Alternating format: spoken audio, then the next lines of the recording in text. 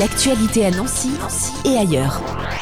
Une nouvelle action destinée aux femmes habitant la métropole du Grand Nancy, des ateliers femmes bricoleuses et autonomes. Marie-Pierre Vandel, bonjour. Bonjour. Vous êtes référente territoriale insertion pour le conseil départemental de Meurthe-et-Moselle.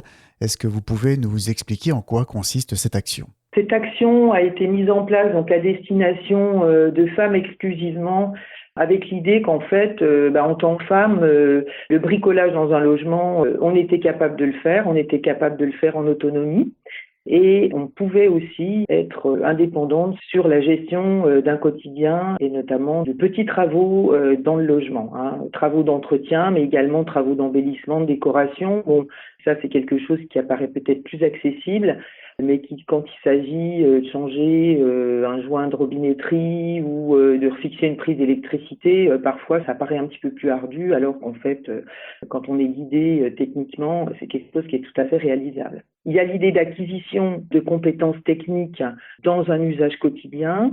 Et puis, autour de cette action, il y a aussi l'idée d'une action collective avec un groupe de femmes, un groupe qui aussi peut s'entraider pour de la réalisation, notamment de travaux, d'embellissement, qu'elles apprennent en commun. Cette action a bien sûr un objectif de renforcer aussi les liens entre les femmes participantes, d'apporter en confiance à chacune. Et puis, pour certaines, d'avancer aussi sur un projet personnel de formation ou de reprise d'activité, si c'est possible, puisqu'en parallèle des ateliers techniques, il y a des ateliers avec lesquels une référente formation accompagne les femmes, alors à la fois en collectif et à la fois en individuel, pour les aider à se projeter sur une activité en dehors de leurs tâches habituelles, plutôt familiales pour un certain nombre, et sur un projet de reprise de formation ou d'emploi. Concrètement, comment se passent ces ateliers ? Sur quelle durée ou sur quelle période ? L'action est mise en place par session de 8 semaines environ, avec 1 jour et demi de présence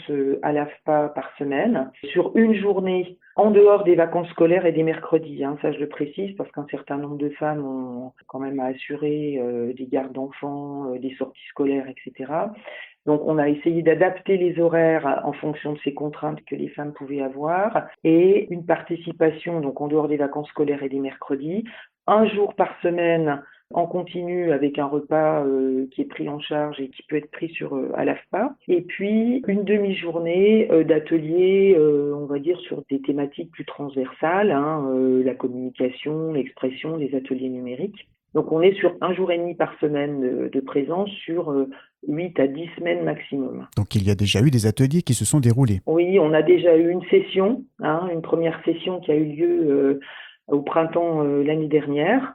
Et au regard des résultats de cette session-là, de la satisfaction des participantes, il a été décidé de remettre en place une nouvelle session. Donc actuellement, la session est financée par la métropole dans le cadre du Fonds social européen et du programme opérationnel inclusion. La précédente session avait été financée par le conseil départemental, et il y aura encore une troisième session en 2023 qui débutera certainement en avril, quelque chose comme ça. Ces ateliers femmes bricoleuses et autonomes sont gratuits pour ces femmes ? Tout à fait. Et comment s'inscrire pour avoir plus de renseignements sur le déroulement de ces ateliers ? Pour les inscriptions, donc soit les personnes sont en contact avec un accompagnateur socio-professionnel, un conseiller Pôle emploi, et peuvent éventuellement passer par lui. Sinon directement en s'adressant à l'AFPA. La référente du projet est Rachida Mabchour, donc c'est elle qui peut être interpellée.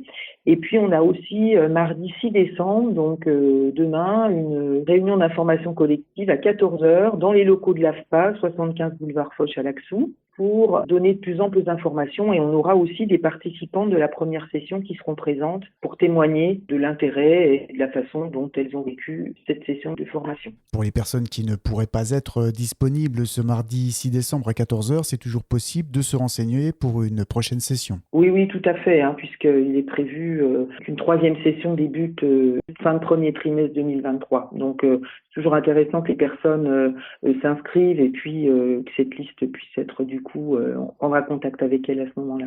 Bricoleuse et autonome, pourquoi pas vous? Eh bien, une première étape peut-être cette réunion d'information demain 14h à l'AFPA au 75 boulevard Foch à Laxou. Ou pour une prochaine session, les coordonnées de Rachida Mabchour, vous les retrouverez sur notre site fadjet.net avec cet entretien. Merci beaucoup Marie-Pierre Vandel. Merci à vous de diffuser l'information. L'actualité à Nancy et ailleurs. C'est sur Fadjet. Pour y participer, contactez-nous au 03 83 35 22 62.